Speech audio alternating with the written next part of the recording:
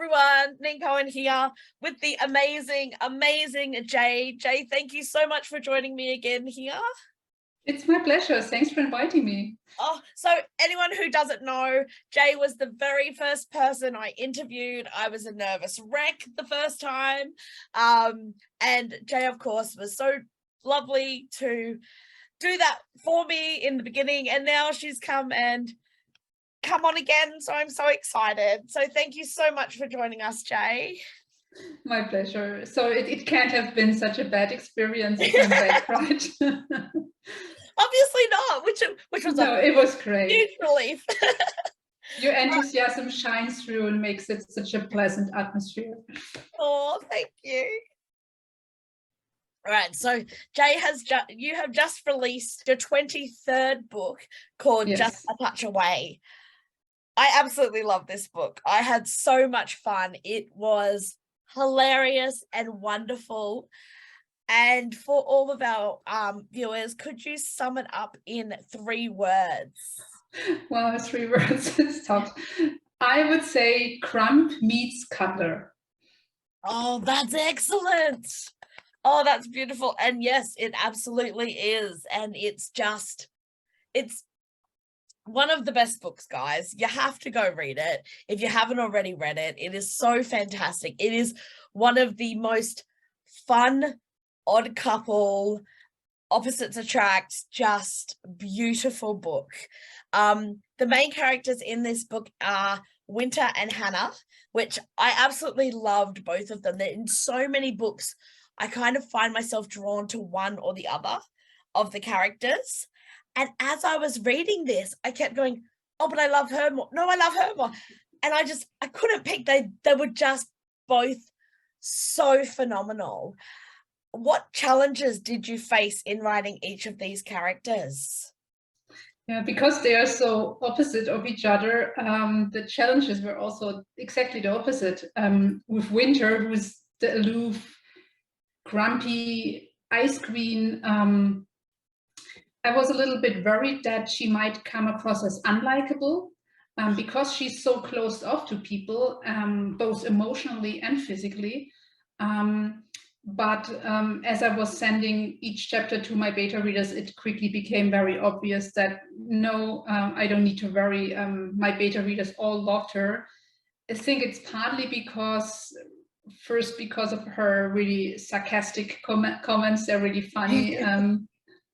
And also because you quickly find out her background, her family history, and why she is so closed off to people.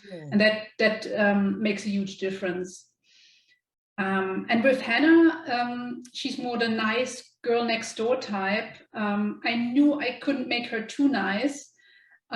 She needs to be able to stand up to Winter and be her equal and not let Winter walk all over her.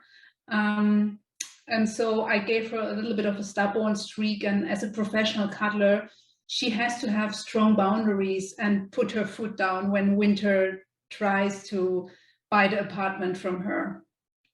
Yeah, and you've done it so well. They're balanced so perfectly in that. And I love that Hannah just isn't the kind of pushover that Winter expects her to be. Mm-hmm. I think it's so fantastic. And I mean, the doormat war just on its own was hilarious because you could almost see Winter almost like, as much as she was angry, she was almost proud of the fact that, you know, Hannah didn't just back down. Like there was almost admiration that this woman who, you know, other people have, you know, kind of quivered under Winter's stare, and Hannah's gone, nah, not me. And it's so brilliant. I absolutely love that. You said Hannah is a cuddle professional. Where did you actually get the original idea for that as a profession? And how much research did you have to do? Because it's so very in-depth and detailed. I don't remember where exactly I came across it. I think it was like an article about like the 10 most unique jobs in the world or something like that. And that was a few years ago already. But the moment I read about professional cuddling, I knew, okay, one day I have to put it into a book because, I mean, cuddling and romance go so well together. Absolutely. And initially I thought, well, of course she will slowly fall in love, because I write slow burn romance. I'm like, she will slowly fall in love with a client who opens up to her. But the minute I started doing research into professional cuddling, I realized how much in common it has with therapy, and that getting involved with a client is a big no-no. And as a former psychologist, I could definitely understand and support that. So I knew, okay, I have to have a different plot. I have to find another reason why they come into each other's lives that initially has nothing to do with the cuddling, and then later introduce the cuddling into their relationship. Yeah, and as for research, I spent most of last fall, I think 3 months doing research, most of it online, because when it comes to books, there's the Cuddle Sutra, which I put into the novel, and it actually exists. But other than that, there's not a lot of books on professional cuddling, but there's a lot of information online. And I even did the first part of the certification program that professional cuddlers can do to when they're training to become professional cuddlers. And that part that is completely online, I did that. Oh, wow, that's fantastic. Yeah, it's really fascinating, and learned all about the rules and their code of conduct and cuddle positions and how to structure a cuddle session. Oh, wow. Yeah, and the most fascinating thing is how therapeutic it is, and how much it revolves around consent and communication. That wasn't clear to me before I started my research. I mostly thought, well, it's cuddling, you know. But it's a lot about learning about your needs and finding out what you need when it comes to touch, and how to communicate that, and how to say no to what you don't want. And I think that's so valuable, especially to women who early on learn to endure or just to tolerate and not really give enthusiastic consent. So that was, like Hannah says in the book, it's a lot more than just spooning for an hour. Yeah, absolutely. And I love that about all of your books, that there is such a strong emphasis on consent. I mean, there's nothing sexier in a book for me than having that explicit consents. And I never would have, like, before I read this, I never would have thought of half the things that are in this book either, like, you know, the consent and, you know, all that. It's absolutely fascinating. Did you actually reach out to any professional cuddlers? I was in a forum where I talked to a couple of them, and many of them also have videos up on YouTube where they describe their experiences as professional cuddlers. Wow. And all the stereotypes that they run and prejudice that they run into, you know, like, is this sex work, or does it have a happy ending? And, you know, all the obstacles they run into when they start talking about their jobs. Yeah, I could just imagine. And you touch on those really well in the book without lingering on them. There's so much information in there that it's fed so well that you're like, oh yeah, that's right, you did mention that, but the story's so beautifully smooth and rhythmic. And so Hannah also has Aphantasia. Have I said that right? Yes. Yay. Which you yourself have. Can you actually explain what that is? It's the inability to form mental images, or I should say the inability to form mental images voluntarily, because some people with aphantasia, they can have involuntary mental images, like when you're dreaming. Some dream visually, others don't. So basically it's a blind mind's eye. Wow. And for about half of them, I think a third to a half of them, it's limited to visual imagery, but it can also extend to all the other senses, the mental senses. That's the way it is for me, and that's the way it is for Hannah in the book. Like, you know, that we did that in university a lot, like guided meditation, imagine yourself at the beach. It was so annoying to me. But back then I couldn't figure out why. I just like, why? For me, thinking of a beach is, okay, I think of the words I associate with a beach, but it's not accompanied by a mental image of, I don't see the sand or the waves, I don't hear the waves, I don't feel the warm sand, I don't smell the salt in the air. It's like, the fact that other people can do that is like magic to me. And wow. Yeah.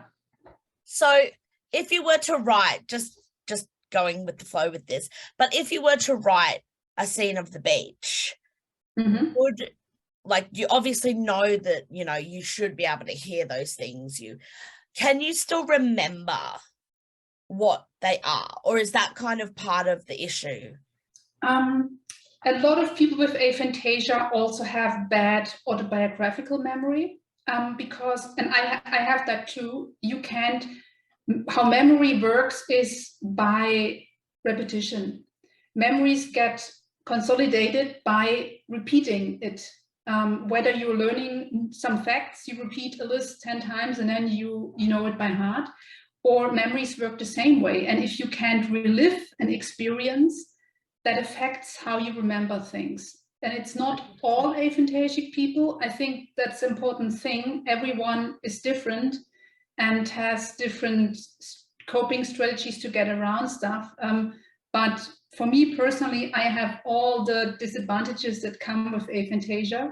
Yeah. So I know, like, at the very beginning, just before the pandemic started, I was on Fuerteventura on vacation, and I know we were there in January, but I cannot relive the experience of being at that beach. I have to look at photos to, yeah, okay, that's when I can reproduce the facts. I'm like, okay, that's when we saw dolphins.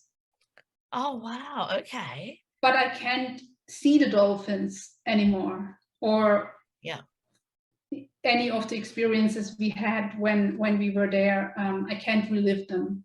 Wow, that's just, it's amazing learning just how different people exist in the world, basically. Yeah. And this has been a huge eye-opener. Like, I know you've written an amazing blog about this, and I will link that down in the comments as well. Anyone interested in it, I highly recommend going and reading this blog. Jay's actually added some other authors who also are aphantasic. Is that? Yeah, aphantasic, yeah. Yeah, and they talk about their experiences and how it affects them as well, which for me, it's just absolutely blown my mind. For any other writers out there who have aphantasia and might struggle with their own abilities or belief in themselves as a writer, what are some things you have done and focused on that have helped you create the amazing depth and just beauty that you have in your stories? I think it's interesting that people who don't have aphantasia automatically assume it must be a struggle to write if you can't have that mental movie in your head. And it's only natural that you would think that, because for people who can visualize, if you're reading a book, most people have a mental movie playing. They see the characters, they hear the characters, they sometimes can even taste what the characters are eating or smell what they are smelling. But you have to remember, people with aphantasia don't have that inner movie, and they never did. And I was born this way. And so for me, this is completely natural not to be able to visualize. And while it makes me struggle in some areas of my life, like the bad autobiographical memory, or I struggle recognizing faces. Okay. It's not quite face blindness, but close to it. And a horrible sense of direction and orientation. I was going to ask, do you have as bad a sense of direction as really bad, because I don't have mental images or mental maps to compare it to. So a lot of the scenes that went into the book, like Hannah watching a TV show and saying, oh, it took me a few episodes to keep these two actresses apart, and Winter says they don't look anything alike. They are both blonde women in their 30s, but that's it. But to me, they look alike. So two blondes should never be in the same movie. Should be forbidden. Oh, it is really like taken for granted. Like you said, like, yeah, absolutely. I thought, how would you do it? And, because I have the movie playing in my mind, it just can't even comprehend how you would do that. But that's just absolutely mind-blowing. I'm sure that it influences my writing and makes it different, but I'm not so sure it makes it harder. But I've never visualized, so I don't know the other way. This is true. Like I feel, if you look at the science of it, if you look at studies, and I've studied the science of it, statistically, you're more likely, if you have aphantasia, to go into a scientific job or mathematical job or IT or something like that, and less likely to be in a creative field. But that said, there are highly successful authors and even artists. For example, the co-founder of Pixar and one of their top animators both have aphantasia. Oh, wow. And they create visual art without being able to visualize. So I think what's important to remember is that mental imagery is not the same as imagination. And in fact, I just received a newsletter from one of the researchers who studies aphantasia, who has the first data in a study that studies the connection between aphantasia and creativity, and the first results look like aphantasic people are even more creative than the control group, which is interesting. So I'm sure it changes the writing process, but I feel like my natural medium is words. There are no images in my mind. Everything is in words. It's not an inner voice, it's an inner monologue without any tone or sound to it, but it feels like I'm not translating from image to word. Word is the natural medium already. So, and to me personally, I think it might make it even easier to go deeper into the story, because when I'm reading or writing, I'm not doing it for the images. It's all about the connection between the people, the emotion. That's what, as a reader, that's what keeps me reading. And all the surface stuff, like how the characters look, how the setting looks, that doesn't really have much meaning to me. And so I'm not distracted by those things, and I can really focus on the personality and what makes the characters tick. I love that there are advantages to it. And you mentioned that in the book as well, that Hannah, sees these positives in it. And even Winter sort of kind of goes, oh, damn, that would be nice, not having to relive the negative moments or things like that. And never thought about it like that. It's very much you kind of get used to what you have and think that, how could you not have these things? And I loved that it was presented in such a beautiful way. So ice cream plays a huge factor in Just a Touch Away. I think I've eaten more ice cream since I've read this book than I did for the entire earlier start of the year. What's your favorite ice cream, and what is your opinion of add-ons? My favorite ice cream is anything with peanut. Which is unfortunate because it's not as common in Germany for some reason. Oh. You don't get it everywhere, so I often have to instead pick my second favorite, which is hazelnut. And when Just a Touch Away was first published, I recreated the ice cream bowl that is on the cover, complete with ice cream, whipped cream, chocolate syrup, and of course the rainbow sprinkles. Absolutely. And I did that after not having any sugar for more than a month. Oh gosh. And I got a sugar high that lasted like 12 hours or so. But it was really good. But it made me realize, what? When it comes to ice cream, I'm more of a purist. I don't really need the add-ons. It's like give me more of the ice cream and leave all those things away. I love that. That's hilarious. Was there a reason you had like a month sugar-free off? We sometimes do that. I mean, if you're a writer and you basically you sit on your ass for most of the day, you really have to watch what you're eating a little bit more. So I know social media probably makes it seem like I'm eating ice cream for breakfast and lunch and dinner, but it's really like we don't usually even have ice cream in the house. It's more of a celebration thing, like when I have a new book out or I won an award or like something big must have happened so that we even buy ice cream. That's fantastic. I absolutely love that. Is there a question that you wish more people would ask about the Sapphic fiction community or your writing? My own writing, I think I've been asked some very, very good questions over the years. So I can't think of any, but when it comes to the Sapphic fiction community, I wish more people would ask what they can do to support the Sapphic fiction community and Sapphic fiction authors, especially indie authors and authors who publish with small presses.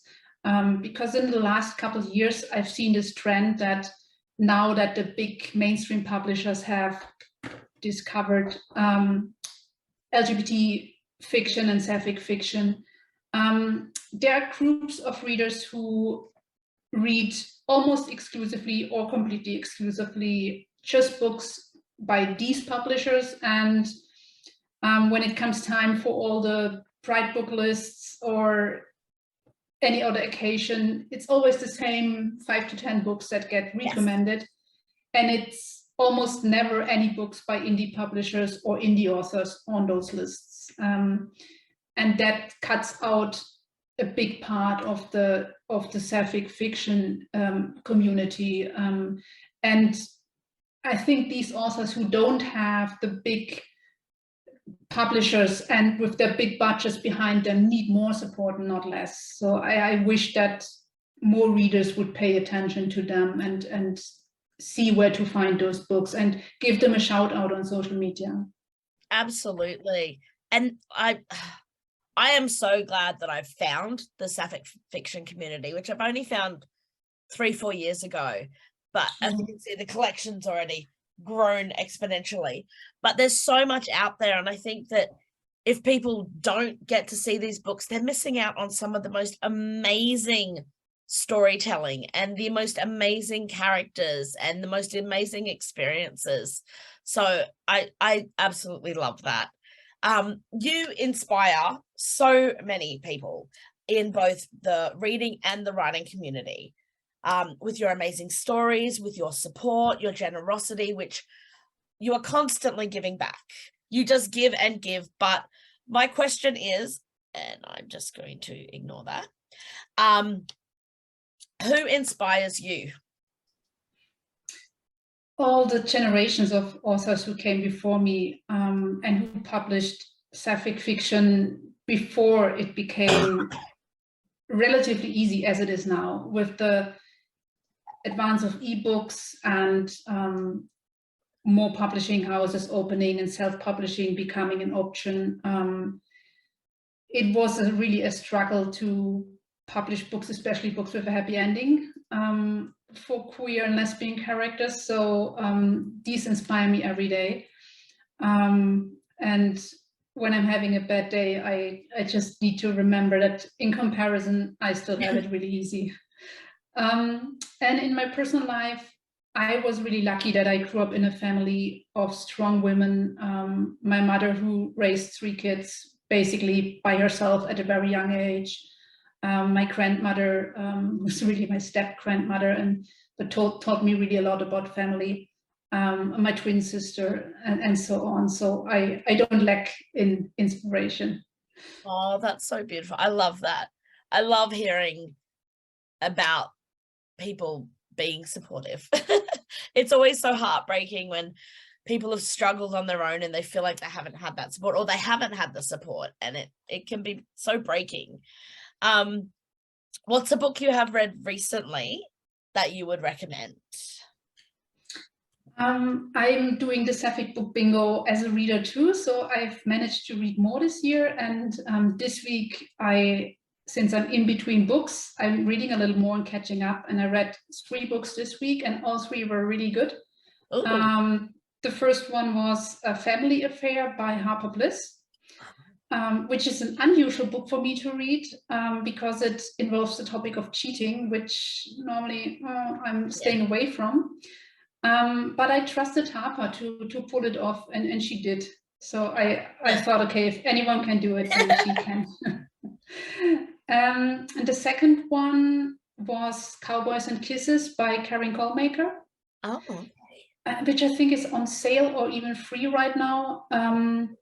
It's a historical romance novella, and it's about a character in the Old West who lives in a brothel, and she did a really good job depicting what life was like back then for women and how few options they had. And the third one, after those 2, I needed something a little more cheerful, and then I read a really cute short story by Chrisette, Lucky Mix-Up.